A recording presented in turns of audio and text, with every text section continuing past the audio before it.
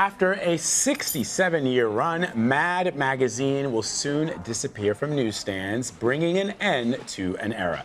The satirical publication is effectively halting publication after decades of taking aim at everything from pop culture to politics. The upcoming issue will be the last one available on newsstands. After that, Mad magazine will be reprinting old material with new covers, and there will also be an end-of-year special. Russell Burlingame from our partners at comicbook.com is joining us to talk about this. So, Russell, Emery and I and another producer here were all up in arms when we learned that Mad was going away because it was such a part of our childhoods, and I know for millions of people all over, probably in North America, but maybe even beyond, a part of their childhoods as well. Describe the impact that Mad magazine has had over the last 67 years.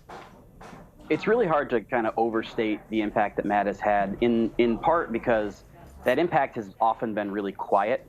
It tends to be the thing that, you know, Monty Python and Alan Moore and every stand-up comedian that you like and respect will all say, oh yeah, that's a thing that was really formative for me. But it won't necessarily be the Mad branding that is, quote unquote, like it's not Superman, it's not Batman. You don't necessarily see it as the thing that's out there.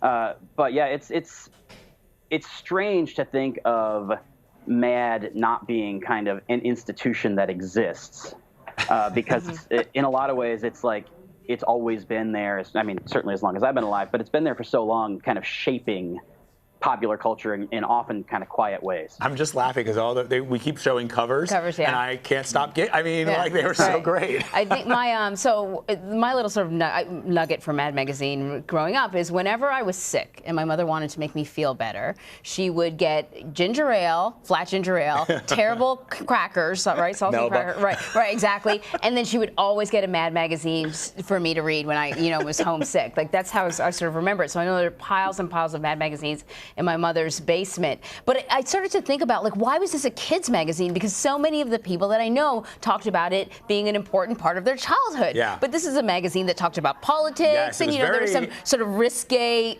cartoon a lot images of it was women. over my head when I was a kid. Right, but you still loved it. So I'm reading the New York Times article on this, and they interview Art Spiegelman, who's a comedic writer, and he said this: Mad was this, quote, "The entire adult world is lying to you, and we are part of the adult world, so good luck to you." And I guess that's what it was. It was sort of like, I guess maybe at 10 or 11 or 12, you sort of felt like you were in an adult conversation when you were reading Mad magazine. Like, why did kids like it so much? Well, there's a couple things. First of all, it was often aggressively marketed towards kids because that's up until the mid-'90s, and actually Spiegelman in the late 80s with Mouse was a big part of the kind of change of comics. But up until the late 80s, early 90s, nobody really knew how to market comic books except to kids. So that was a big part of it. And like Mad was always on the shelf right next to the comics, if not in with them. But also, for a lot of people, because they made it accessible and because they weren't overly coarse, oftentimes it would be the first entry point that you had, whether it's to movie franchises that are aimed at adults, because obviously I know people who only, like, they came to know Rambo or Planet of the Apes because of the Mad parodies. But same thing with politics. Recently they've done a lot of Trump stuff, as everybody has, and it's one of those things that people have said, oh, I can't believe they're getting so political. But there's been politics in Mad since the 50s. In fact, the reason Mad became a magazine instead of a comic book was in large part because of politics. Comics were being censored at the time, and a lot of the reason they went over to magazine was just the editor's ego, but at the same time, it was really helpful to get off the comic racks at that point. Emery, I remember that too. My parents would occasionally, they thought it was frivolous, but occasionally I would get magazines, I was a huge comic book collector as a kid, and one day my stepdad came home and he's like, I got you your favorite magazine, and he handed me Cracked. Oh. And I was like, Listen, buddy, if you're trying to worm your way into this family. This is a Mad Magazine family. This is a Mad Magazine. You know, so my point about that was that there were other publishers who saw the success of Mad Magazine and tried to replicate that. And one of the ways they tried to do that was coming out with Cracked, which pretty much looked like Mad. Yeah. It didn't have Alfred E. Newman, but the covers were very similar. And I guess if you weren't a fan, you could easily be fooled. But that just shows you how impactful it was across the publishing world.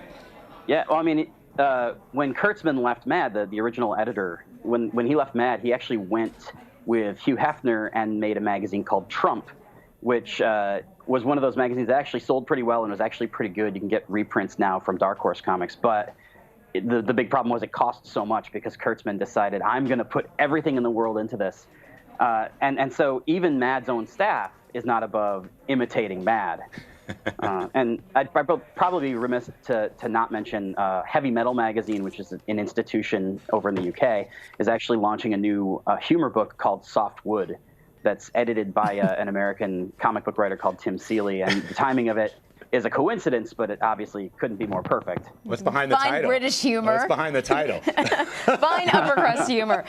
Let me ask you this question. You know, at the time, as Vlad sort of pointed out, Mad was sort of kind of ahead of the pack, right?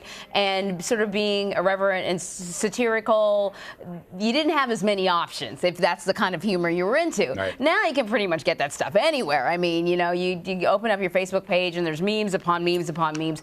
And I know that the magazine industry is suffering, but do you think that Mad is also sort of a victim of us just having more options for this kind of humor now? I do think there's that. I also think that Mad, there's a lot of things that came together in a really unfortunate way for them. There's been a lot of editorial changes, and mostly that was just either people retiring or, more recently, John Ficarra, who'd been the editor for many years, didn't want to make the move over to Los Angeles when DC moved from New York to LA. And so he and a bunch of his staffers retired, and so there was like a soft relaunch and then a hard relaunch, and neither of them really took.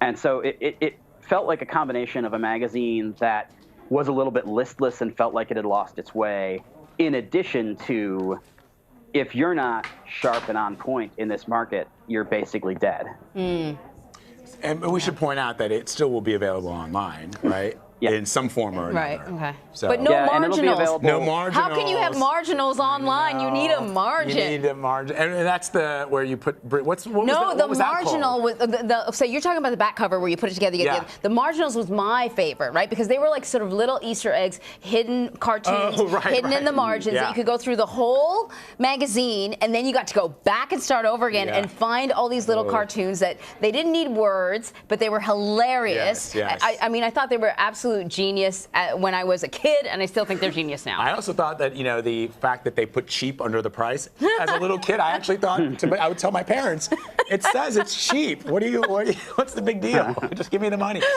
That's great. Russell Burlingame, thank you so much. It was an absolute pleasure talking with you about this. Absolutely. Thanks for having me on.